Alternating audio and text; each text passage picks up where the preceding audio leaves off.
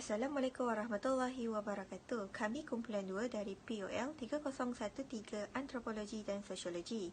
Tema bagi kumpulan kami ialah identiti sosial dan kami memilih ciri-ciri kepimpinan dalam urus tadbir negara sebagai tajuk laporan kami. Kumpulan kami terdiri daripada 4 ahli iaitu saya, Nurul Farah Natasha, Nur Fardia Arti, Nurul Ikhwani dan Nur Syalihah.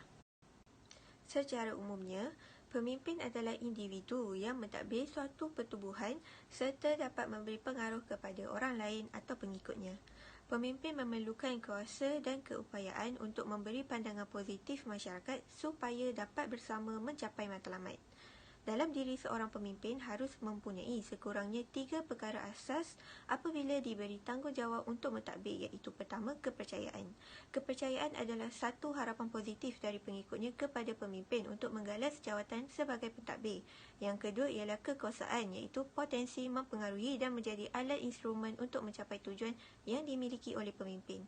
Akhir sekali, kebebasan atau delegatif merupakan pengikut membuat keputusan dalam beberapa perkara, namun pemimpin masih bertanggungjawab di atas tindakan keputusan yang dibuat dalam satu kelompok. Bagi melahirkan sebuah negara yang mempunyai pentadbiran yang sistematik dan aman, memerlukan seorang pemimpin. Pemimpin ini mestilah individu yang mempunyai pelbagai jenis ciri-ciri kepimpinan dalam diri mereka. Antara ciri-ciri yang terdapat dalam diri seorang pemimpin ialah pertama, kebijaksanaan. Pemimpin mestilah mempunyai kebijaksanaan dalam berfikir sebelum melakukan sebarang tindakan untuk menyelesaikan masalah yang ditimpa.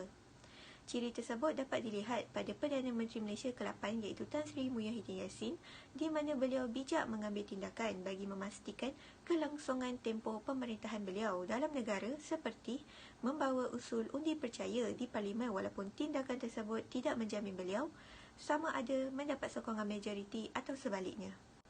Ciri yang kedua ialah berani. Pemimpin perlu berani menghadapi risiko dalam membuat satu keputusan. Ciri ini perlu diterapkan dalam diri seorang pemimpin supaya kebolehan mereka tidak dipandang serong atau enteng oleh individu dan negara lain. Perdana Menteri Tan Sri Muhyiddin Yassin berani mengambil alih kerajaan walaupun dalam situasi yang kritikal iaitu negara sedang sibuk memerangi pandemik COVID-19. Beliau juga berani mengumumkan Perintah Kawalan Pergerakan Negara iaitu PKP sebagai salah satu usaha dalam menghentikan penyebaran virus corona. Seterusnya, ciri yang ketiga ialah berpengetahuan dan berpengalaman. Pemimpin perlu mempunyai pengalaman dalam suatu bidang yang diceburinya supaya kepimpinan beliau dapat memberi kesan yang baik dan positif kepada pembangunan negara. Jika dilihat dari peringkat muda, ciri ini dapat dikesan dari pelbagai pengalaman dan jawatan yang pernah disandang oleh seorang pemimpin. Tun Dr. Mahathir Mohamad mempunyai pengalaman dalam bidang pentadbiran kerana pernah menjadi Perdana Menteri yang keempat pada bulan Julai 1981 hingga Oktober 2003 dan kembali menyandang jawatan Perdana Menteri buat kali kedua iaitu pada bulan Mei 2018 hingga Februari 2020. Ciri yang keempat ialah berintegriti, jujur dan amanah.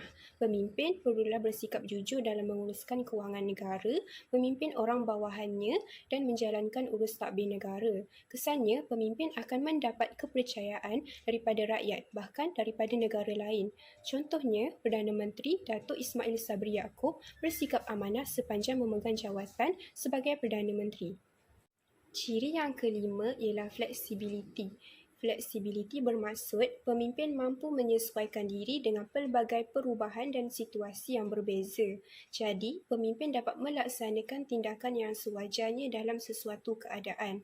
Contohnya, bekas Perdana Menteri Tan Sri Muhyiddin Yassin telah menghidupkan norma kehidupan baru kepada rakyat iaitu mewajibkan pemakaian pelitup muka dan penjarakan sosial setelah negara dilanda wabak COVID-19.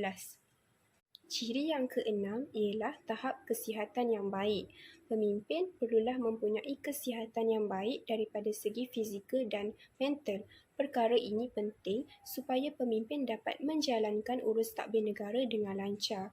Misalnya, berbekalkan kesihatan yang baik, Tun Dr. Mahathir Mohamad masih mampu untuk menjadi Perdana Menteri pada tahun 2018 walaupun umur beliau sudah mencecah 90-an.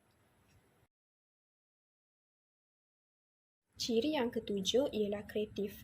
Pemimpin perlulah mempunyai kemampuan dalam mencipta idea baru atau menambah baik idea-idea lama. Caranya ialah pemimpin perlu mengkaji secara mendalam tentang sesuatu perkara dan kerap melakukan pembacaan.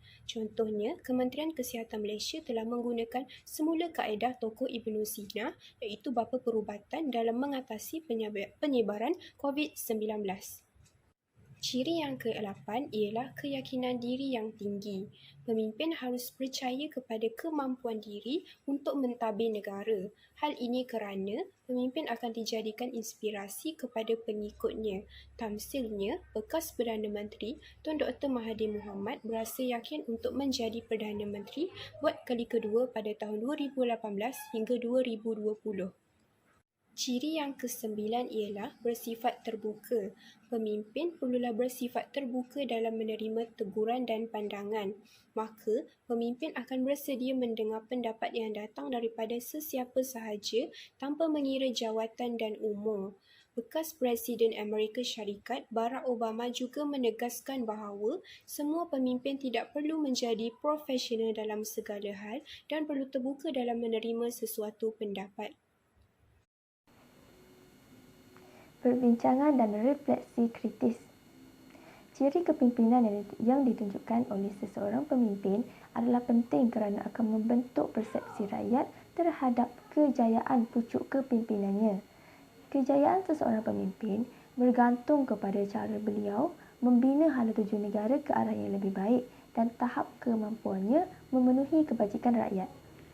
Seseorang pemimpin perlu bersikap rasional agar segala keputusan yang dibuat adalah diambil kira daripada semua aspek dan tidak mengabaikan pandangan rakyat terhadap sesuatu isu yang wujud dalam negara.